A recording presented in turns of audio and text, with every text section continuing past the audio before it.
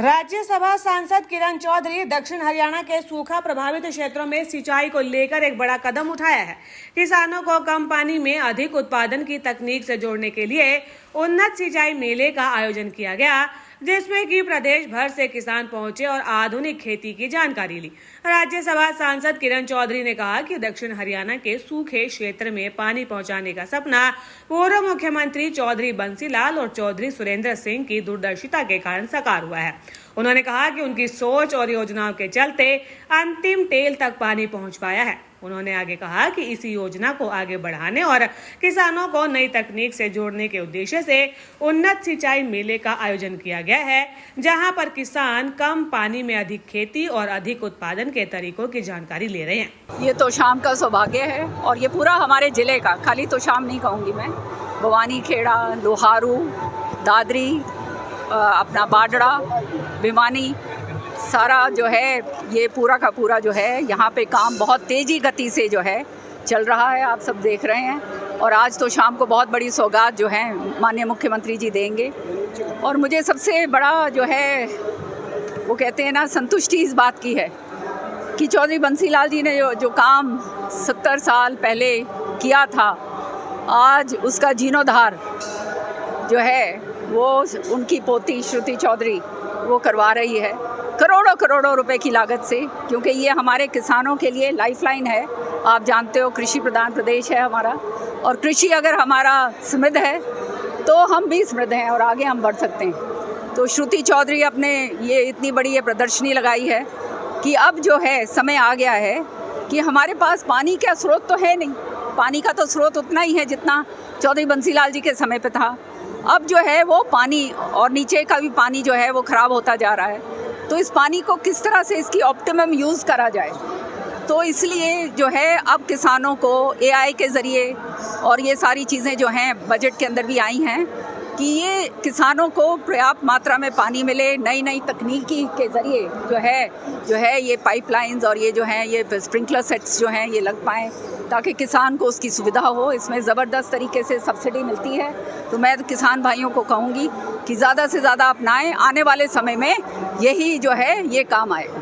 इस प्रकार से मेला लगा है, सूक्ष्म सिंचाई को लेकर के अलग-अलग प्रोजेक्ट्स किसानों के लिए किस प्रकार से लाभदायक रहने वाले हैं, क्या प्रोजेक्ट्स? ये आज पूरे हिंदुस्तान से यहाँ पर लोग आए हैं। ये तो शाम के लिए बहुत बड़े सौभाग्य की बात है और ये हमारे माननीय मुख्यमंत्री जी का मैं धन्यवाद करूँगी कि जिन्होंने चहुमुखी विकास पूरे हरियाणा का करवाया।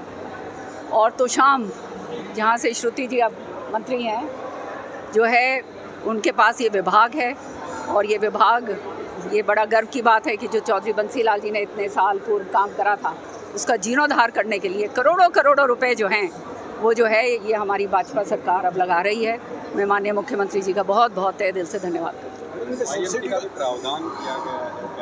हाँ, देखिए बहुत बड़ा काम हमारे तो शाम हल्के के लिए हुआ है, वो है IMT। तो आप लोगों के ज़रिए, सब भाइयों के ज़रिए मैं तो ये अपील करूँगी कि इसका अंदर लोग साथ दें। आने वाले समय में बड़ी बड़े कारखाने लगेंगे यहाँ, और तो शाम जो है एक दिन कुरुक्षेत्र से भी बड़ा बनेगा। याद रखिएगा जो ये मैं बात कह रही हूँ, मैं रहूँ या ना रहूँ, पर आने वाला समय जो है हमारे बच्चों के लिए, उनको नौकरियाँ मिलेंगी, उनको बहुत बड़े अवसर मिलेंगे।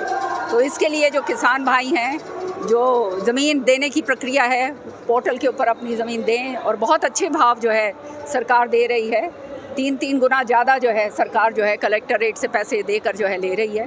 तो ऐसा अवसर दोबारा से तो शाम को नहीं मिलने वाला। इतना बड़ा काम जो हुआ है, मेरी यही अपील है सभी तो शाम वालों को कि आने वाली तुम्हारी पता नहीं कितनी पुश्तें इसका फ़ायदा उठाएं। राज्यसभा के बाद अगली क्या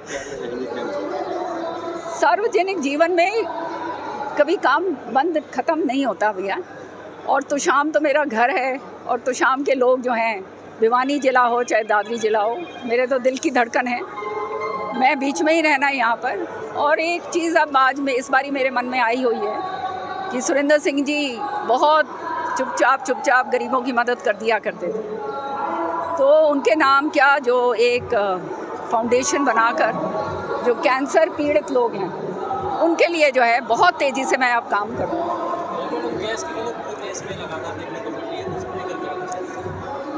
आपको मालूम होना चाहिए कि आज विश्व के अंदर युद्ध छिड़ा हुआ है बहुत बड़े स्तर के ऊपर। और जो बाकी जो देश हैं, सारा मिडिल ईस्ट देख लो, चाहे अमेरिका देख लो आप, चाहे सारा यूरोप देख लो, वहाँ पे इतनी ज़बरदस्त आर्थिक मंदी आ गई है। और वहाँ पे कई देश जैसे इंडोनेशिया और ये हैं, वहाँ तो लॉकडाउन हो गया है पूरी तरह से। हमारे हिंदुस्तान के अंदर अभी भी हम सीधे खड़े हैं। ये केवल और केवल हमारे प्रधानमंत्री की कूटनीति का नतीजा है कि आज भी पेट्रोल जो है वहाँ से बंद हो गया तो हम रशिया से ले रहे हैं। आज भी हम इजराइल से भी बात कर रहे हैं और हम ईरान से भी बात कर रहे हैं। हार्मोज स्ट्रेट जो है, जहाँ से ये तेल निकलता है, गैस निकलती है, वहाँ से हमारे जो ये हैं जहाज़ हैं वो निकल रहे हैं। बाकियों के ऊपर तो बॉम्ब डाले जा रहे हैं। तो सारों को समझना होगा कि ऐसे समय में सब इकट्ठे हो जाओ।